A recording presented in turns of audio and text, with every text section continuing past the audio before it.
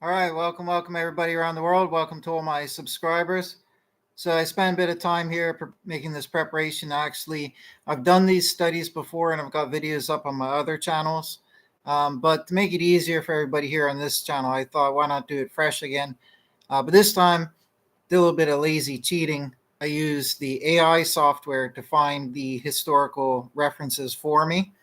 Did it lightning fast, and I can verify going through the list that these are the ones I've mentioned before in my other videos. I may actually have had and found more evidence myself, but nonetheless, I got a great lineup of stuff here for everybody today. So this will be a smorgasbord.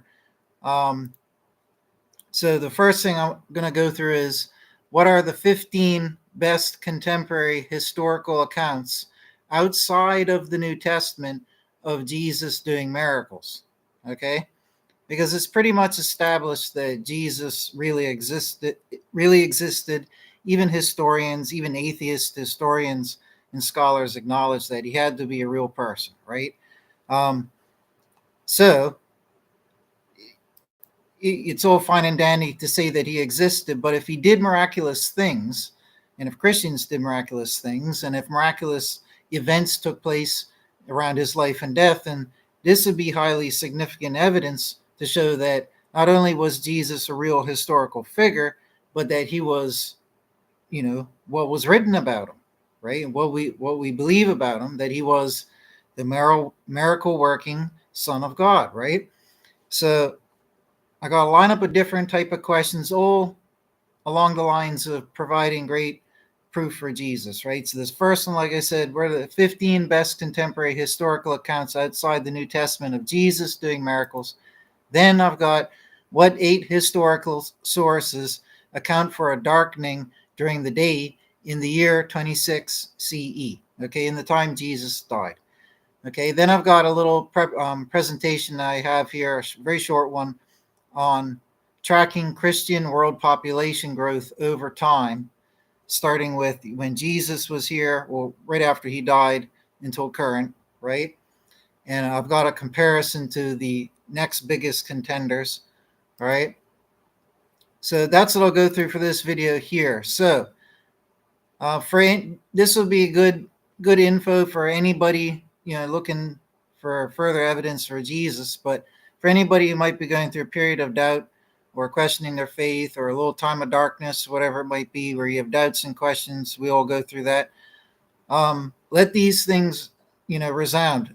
What I will build up to, what I think is one of the best pieces of proof, because it doesn't rely on sources that have survived or have been lost to time, even, because who knows how many more have been lost to time. But the blatant fact, and I won't get into it first, I'll get into it later, but the blatant fact that 1/3 the world's population right now, 2.6 billion people, are Christians, that's pretty phenomenal. And Jesus, as I've said before, is without a doubt the most influential figure who has ever existed. So not only was he a real historical person, not only are there a good plethora of accounts that he and even his followers did miracles from contemporary sources, even non-Christian or anti-Christian sources, right? Because an uber skeptic could say, well, maybe Jesus did sorcery, like some of the skeptics of the contemporary times did. They accused Jesus of sorcery because he was doing miracles. And when the Christians did miracles, it would perplex the anti Christians because they would say, how on earth are his followers doing miracles? Right? But you could even still attribute all that to sorcery if you were really wanted to be an uber skeptic. But at the end of the day, you can't take away the fact that he's the most influential figure over time. People nowadays don't see miracles happening all over the place like it was happening when Jesus was here.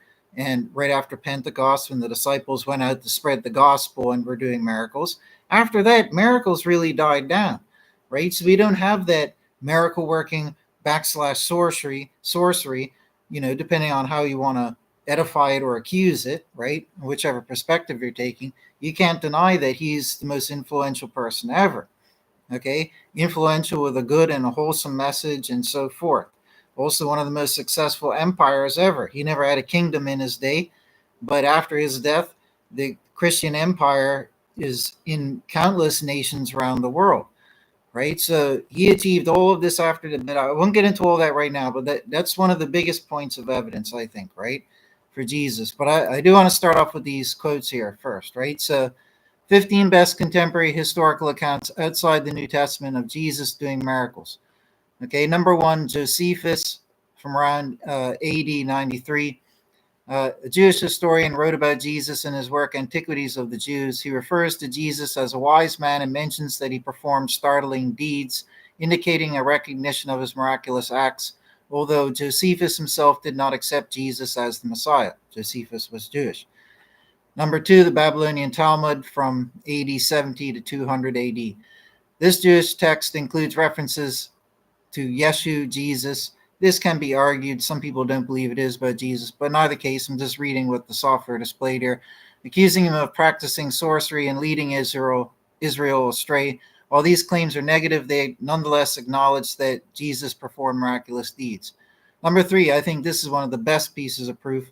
If you read the arguments between Origen and Celsus, this is around 8175.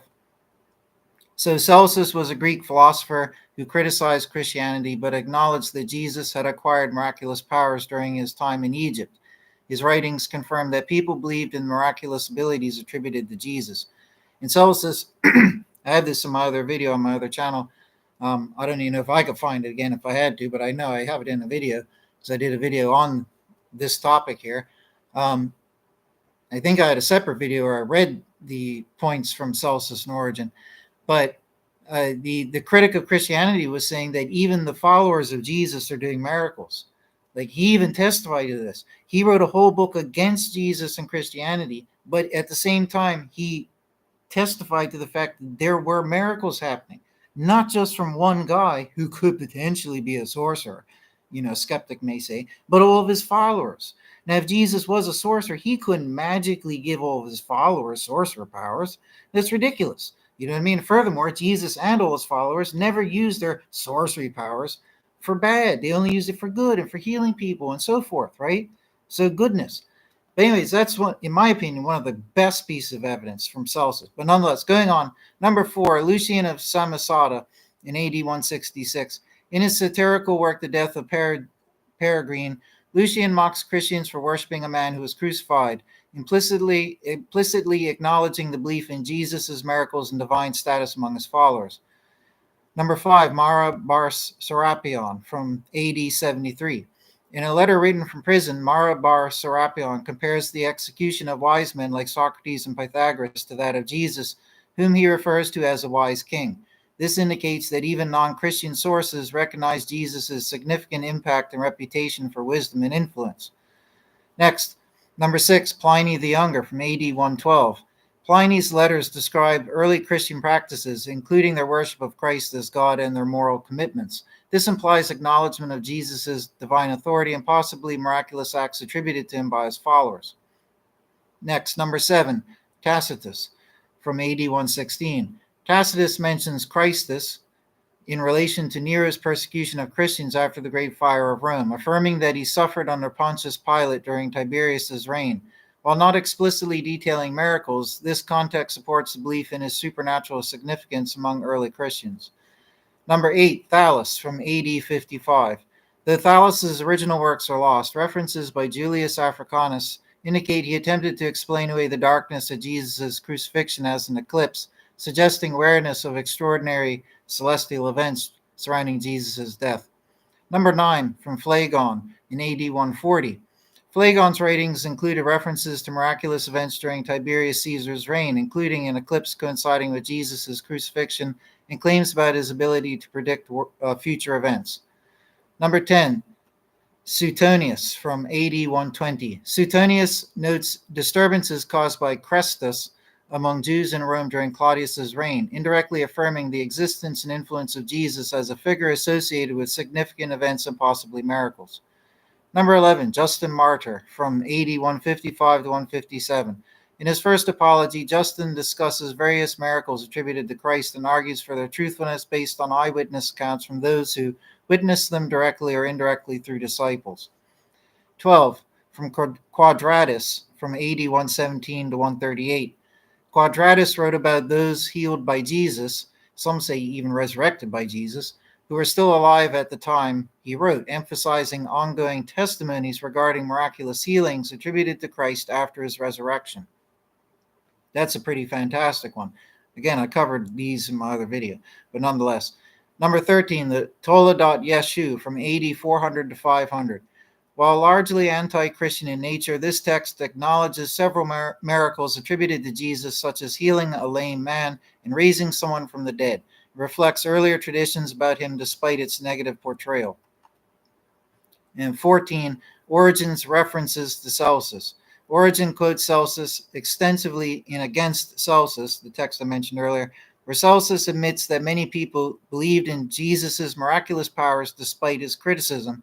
This serves as an indirect evidence for those miracles being widely accepted at the time. So I think that's a great little lineup there. So those are 15 historical contemporary accounts about Jesus doing miracles, right? Next, we have this one here. What 8 historical sources account for a we only got 7, but what historical sources account for a darkening during the day in the year 26 CE, or the year Jesus died? So here are 8. Yeah, it is 8. Here are 8 notable accounts that mention this event. One, we have the Synoptic Gospels. The accounts in the Gospels of Matthew, and many people don't recognize these as historical documents, but they are. They're very detailed historical accounts from the time. Even scholars and historians say that. It's not my silly personal opinion. But nonetheless, the accounts in the Gospels of Matthew, one thing I should point out is there's more written about Jesus contemporary to his time than there are of most widely known historical figures. That's a fact a lot of people don't know. Like Julius Caesar, you could take your pick. Like most historical figures, the further you go back in time, of course, there is very little contemporary stuff written about them. It's usually written after, right? With Jesus, we had a number of gospels being written within a couple decades or so, and his teachings spread out from the year he was giving his teachings, right? So all those things are quite well documented. And we had almost the entirety of the New Testament with by the time 100 AD rolled by, which was 70 years or so, just a generation after Jesus walked the earth. We had almost the entirety of the New Testament, right? So that's something that needs to be pointed out that doesn't often get enough credit. But anyways, we have the Synoptic Gospels. The accounts in the Gospels of Matthew, Mark, and Luke describe a period of darkness that occurred during the crucifixion of Jesus. This took place during midday, when astronomically it's impossible for a solar eclipse to occur, or for an eclipse to occur. Next, in Matthew 27:45, it states, from noon on, darkness came over the whole land until 3 in the afternoon. Mark 15:33 similarly notes, when it was about noon, darkness came over the whole land until 3 in the afternoon. Luke 23:44 to 45 mentions, it was now about noon and darkness came over the whole land until 3 in the afternoon while the sun's light failed. To Tertullian in 197 CE in his work Apologeticus referred to this period of darkness as an omen and claims it was recorded in Roman archives. Next, from Origen again, in approximately 248 CE, in Contra Celsum, another text that I've read, Origen discusses this event as a significant occurrence and suggests it might have been an eclipse or attributed to clouds. Now remember, 2,000 years ago, they didn't know all the science we do now. Astronomy with science knows right now that you cannot get an eclipse at midday. In fact, if I do remember correctly, I'm pretty sure there actually is an ancient account, one of these ancient accounts, even if it's not in this list. I have it in my master list in my other video.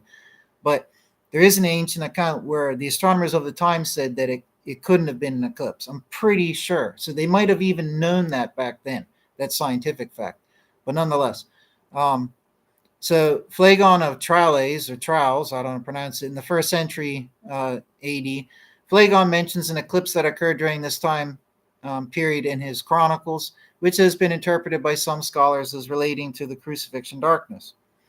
Then from Sextus Julius Africanus in 221 CE, he references Phlegon's account and connects it to events surrounding Jesus' crucifixion.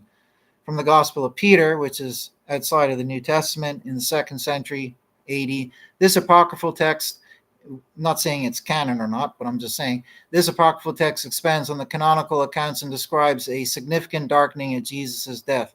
Next, likewise, another apocryphal text, the Gospel of Nicodemus from the 4th century AD, This text also recounts miraculous events surrounding Jesus' crucifixion, including a description of darkness. Another one we have, the eighth and final one for this list, is Theophanes from the 9th century AD. The Chronicle of Theophanes includes references, Theophanes, maybe, I don't know how you pronounce it, includes references to various omens occurring at Jesus' death, including darkness covering the land.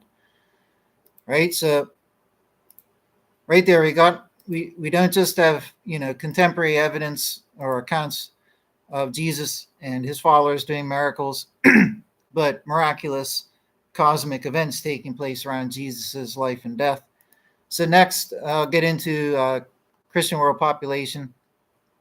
So like I was saying before, there's no other person in history, in known history whatsoever, who comes even close to the accolades that Jesus has. So he wasn't wealthy during his life. He wasn't a politician. He didn't rise up to power by his wealth or status or anything, right? He was put to death because of his claim of status. But nonetheless, he never became a king. He never ruled any nation. He never did anything like that. He never really achieved anything much, you could say, in his lifetime. And he died early.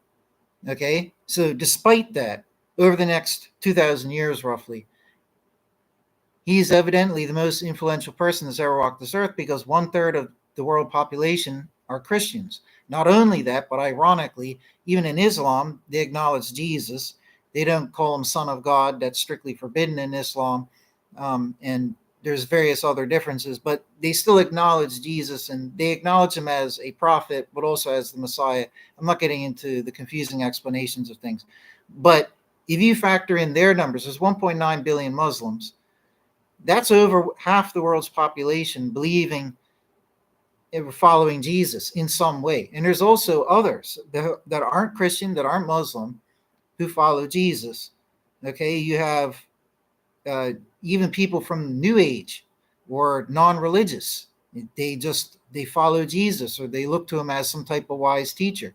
Even in Hinduism, a lot of people, like in Hare Krishna, they look to Jesus as a incarnation of God or a prophet from God, whatever it might be. Lots of different people have their own approaches and takes to Jesus, what they think he is, and let's not fuss over what people think Jesus was. The point is you have 1/3 of the planet who are Christian, and you have over half the planet following Jesus in some way. Okay, that is pretty astounding. The only other people in history to come even close to this are people like the founder of Islam, Genghis Khan, the various Roman emperors. I mean, you have King Alexander, these different, and Nebuchadnezzar and various rulers of Babylon and even Egypt. These people would rule vast regions, vast, huge human populations, even other nations, huge empires over time. But with each of these people, they were only popular and followed while they were alive. When they died, any followership that occurred was very short in duration and would die off and fade away. But with Jesus, you see the complete opposite. He had a short time on earth. He didn't actually rule anything, didn't have money, power, and status, and this and that there. He died early, but yet after his death, for 2,000 years, his chart of growth just keeps going up. It goes up and up and up and keeps climbing. That is like the opposite to what anybody else has achieved. The only people who have come even close are the founder of Islam. The founder of Islam is the next closest contender. But in my little document here, I've got the numbers crunched to show that even Jesus has a 35% larger growth rate over time. So what I did was I used the AI software to make it quick, and asked it what were the world Christian populations at certain periods in time. So I mapped it out like this. So around the time Jesus died, just after, around 40 AD, it's estimated up to about 5,000 Christians. Okay, it claims in the New Testament that I think it was 2,000 or 3,000 became Christian at the day of Pentecost alone. But anyways, around 5,000, just rough, right? But this is what the AI has provided. It had lots of references and reasonings and calculations for it. It wasn't baseless, right? But about 5,000. Okay, so by the year 100 AD, it was about 10,000. Not too much more, right? But remember, this is when the disciples had just started going out. And back then, they didn't have trains and airplanes, and they had boats, but, a lot of the world around Mediterranean was continent for thousands of miles, right? They could only get so far by boat. That was mostly in the Mediterranean. And they didn't even get out into the Atlantic and go up to Britain and all that until much later, or down the other side of Africa till later. You know what I mean? Or across the Atlantic to the other continents and all of that, right? So a lot of it was the early discipleship and apostleship was like in the nations around the fringes of the Mediterranean, the upper parts of Africa, um, lower parts of Europe, and the most western parts of Asia, essentially, right? When it started out. So in 100 AD, that's probably about as far as the missionaries got. We only had about 10,000, they estimate. But then at 200 AD, the estimation given by the AI software from the references, the historical sources, and the calculations they use, it estimates around 300,000 people. Then by the year, now 200 CE is coming up to the time where Constantine used the Roman Empire to make Roman Catholicism and mandate it as the national religion, right? So coming up to that time.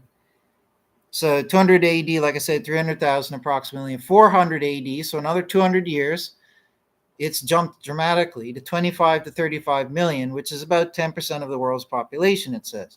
And this was in part to Constantine and Roman Catholicism becoming the national, mandated religion, right?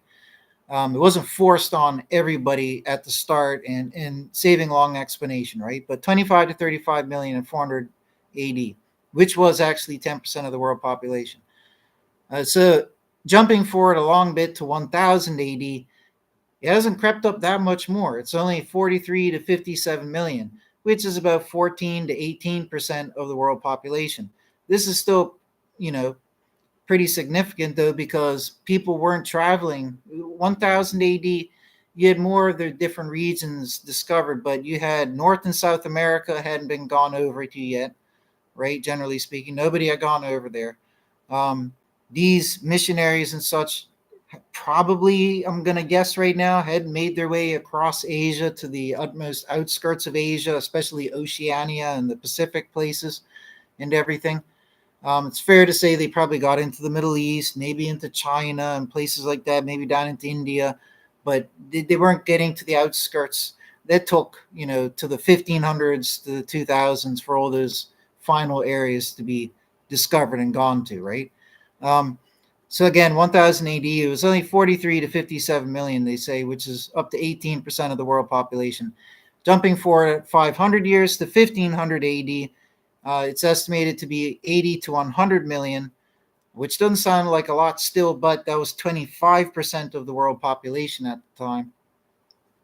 Then jumping forward to 2025 AD, we have 2.59 billion Christians currently, which is 33% of the world population. So that's your little overview, right? Started off with maybe 5,000 people, probably a little bit more than that, but say 5,000 in the years after Jesus died, up to 33% of the world's population over 2,000 years, right? And this is in the wake of scientific discovery and the advent of science and scientific understanding. You would think, and an atheist would want to think, that with the dawn of scientific understanding, that religiosity would decrease, right? But in the case of Christianity, right, Christian followership has only increased. It was not affected by the advent of science. So even with all this scientific knowledge, it obviously didn't disprove God, Jesus, and all that there to the point where it would detract away from followership, completely unaffected by it. And another interesting point is that the dawn of science was owed probably mostly to Christians.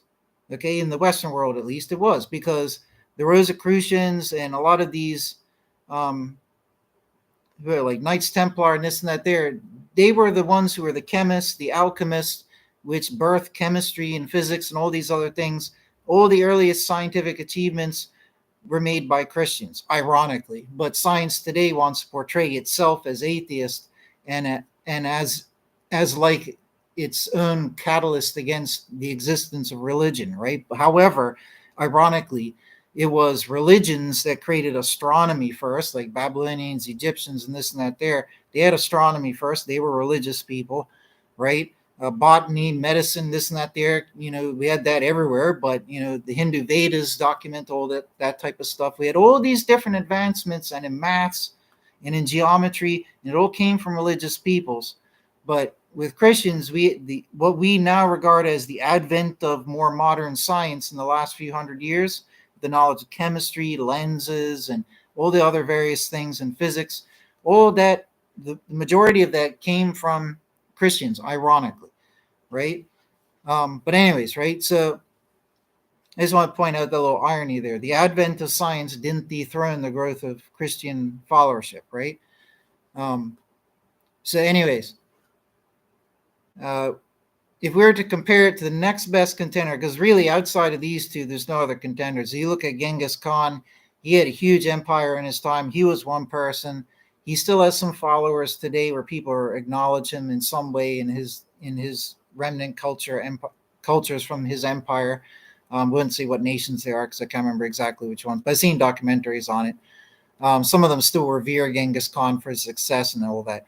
But the point is that he pales in comparison to how popular and how followed Jesus is, right? How successful Jesus is as an influential person.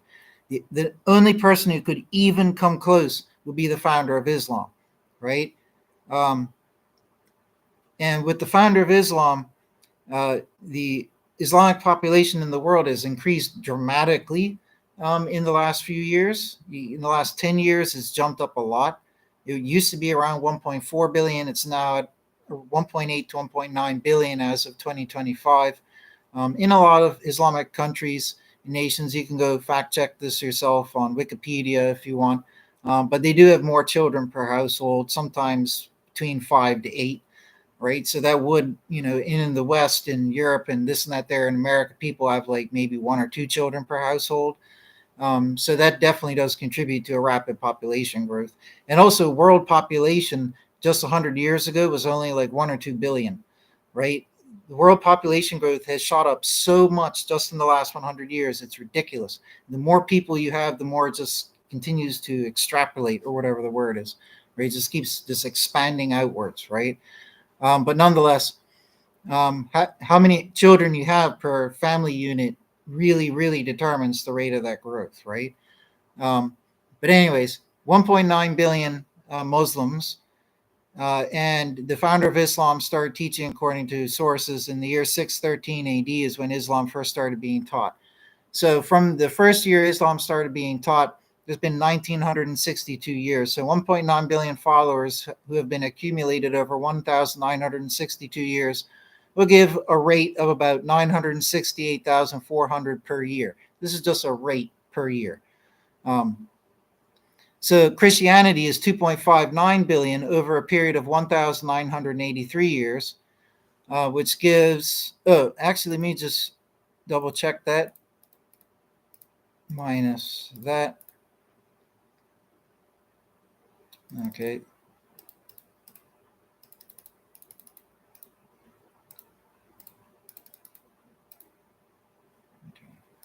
Yeah, pretty much the same. Didn't make a difference. 2.59 billion over 1,999 years equals just under 1.3 million per year, which is 1,300,000 people per year.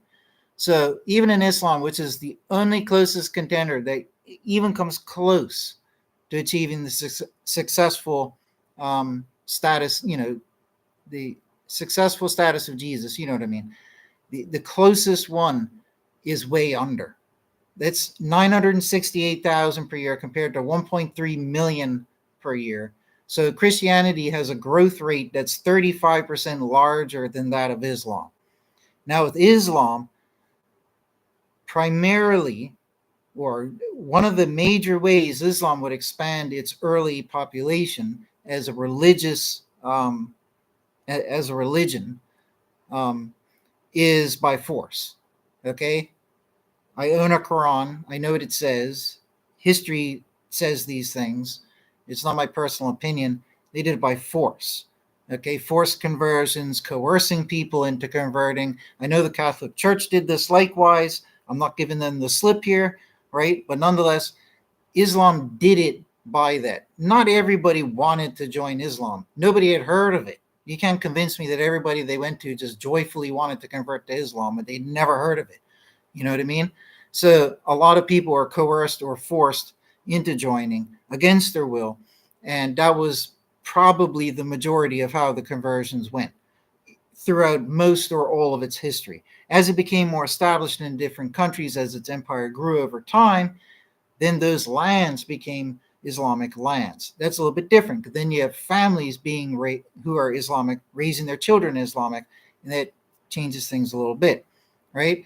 But with their modus operandi being, their religion is defined by their principle that the whole world must become Islam, right? Even by force, right? And Christianity is different because Jesus taught the opposite. He said, whoever uses the sword dies by the sword. You're not allowed to use harm or anything like that to gather followers. Only your faith is supposed to inspire people, and your wisdom is supposed to inspire people, or you're not supposed to force people. And it was wrong for the Catholic Church to do what they did. Don't get me wrong, right? But nonetheless, Christianity is not and was not defined by converting everybody by force. Even when the Roman Empire made Christianity the national religion, people weren't forced right away. The Roman Empire had about 60 to 90 million people in it. They didn't all automatically become Christian. It took place over time. As more people became Christian and they liked it and spoke of it, more people heard about it and joined it and so forth, right? But persecution against Christianity was going up and down over time, chaotically back then as well. So it wasn't always easy to become a Christian, right? But comparing the two, you have Christianity, which had a softer approach to gaining converts. They went around the world risking their lives in little boats, going into jungles, going across deserts, going to the lands of Vikings and barbarians up in Europe and so forth, and going through the tribes in Africa and all these different places in the Middle East. This is what the missionaries did back then, and they did not do it going around forcing people to convert. They did it by their wise teachings, by doing miracles, and all of that there. It was the soft approach, whereas Islam took the harder approach, doing more forced conversions.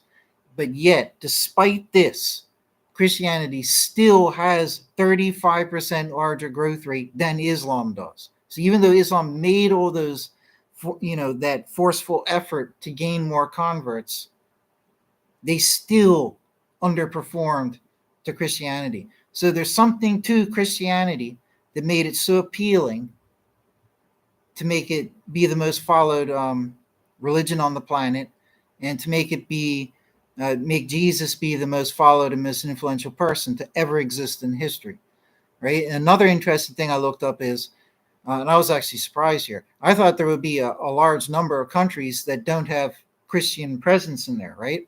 So I asked the AI, how many countries of the world do not have Christian churches, to simplify it. And it actually said that there's only one country in the world that doesn't have a single church, and that is Saudi Arabia. I thought there'd be more, but apparently there is at least one Christian church. And I mean, who cares right now off the top of our heads what they're teaching, what form of Christianity, but there's a Christian church in every country except for Saudi Arabia. That actually surprised me because I thought there would be one in Saudi Arabia and probably not one in other places, right? So Christianity has spread everywhere. Its presence has spread across the world. And Christianity is probably, I would say it's safe to say, the sole reason, the primary reason that heathen paganism and primitive tribalism, animism, and paganism were eradicated from human cultures. Yet we still have tribes that live the way they do in every continent. We still have that. And nowadays, most people, especially woke people, want to leave and be as they are. Depending on how you look at it, you can think that's right or wrong. Maybe everybody should progress, and maybe they're being held back because, I mean, everybody on the earth was like that. The only reason we have computers now is because we progressed.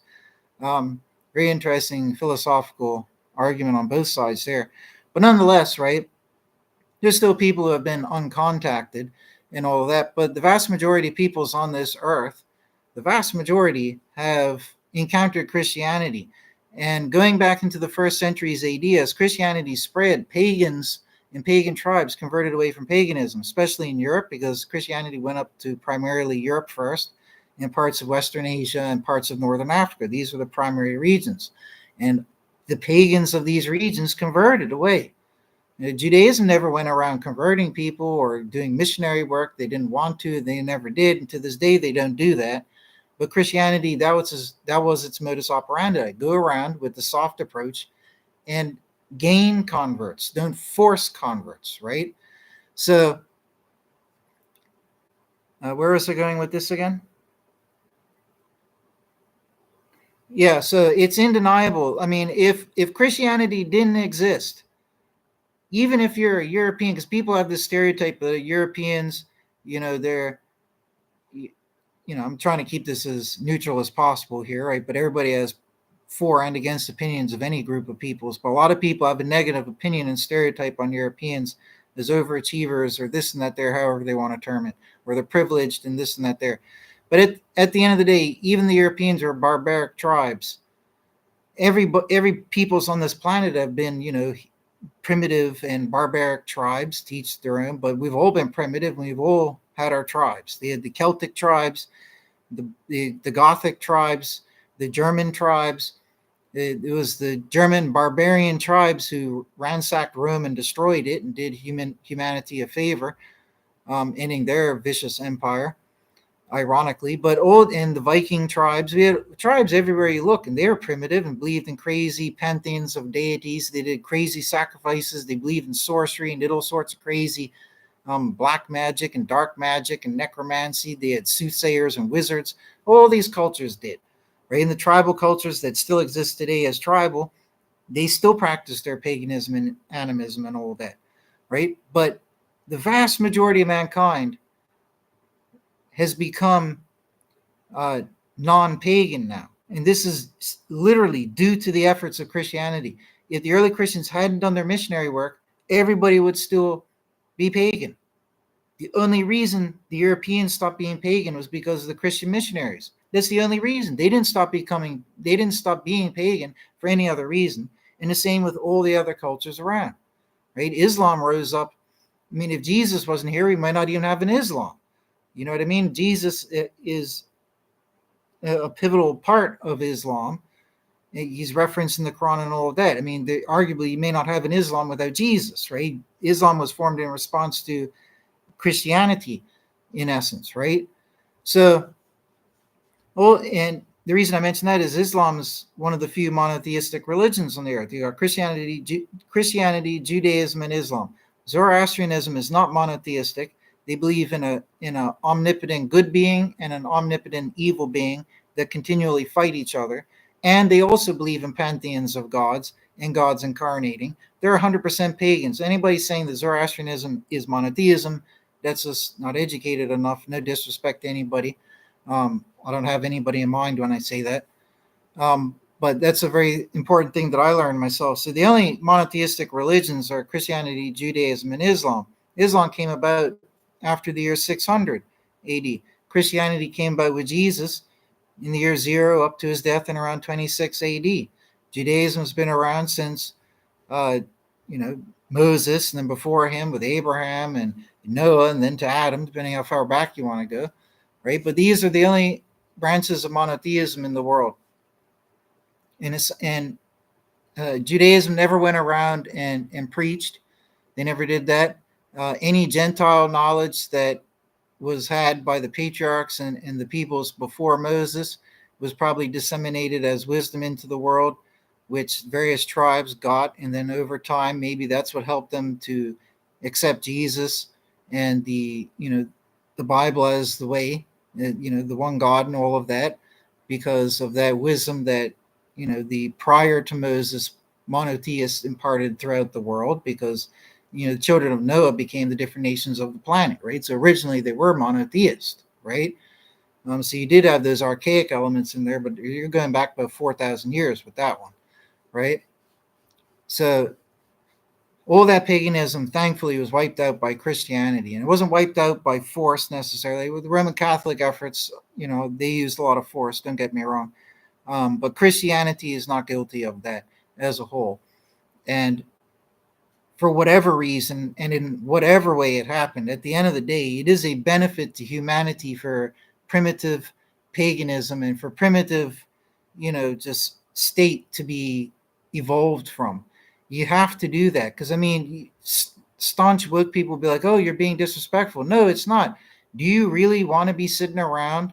I mean, it's all fine and dandy to find the beauty in a tribal culture. Nothing wrong with that. Let them be what they want to be. No, I'm not going to try and force them to do anything. But at the end of the day, do you want the whole planet to still be living like it was 100,000 years ago?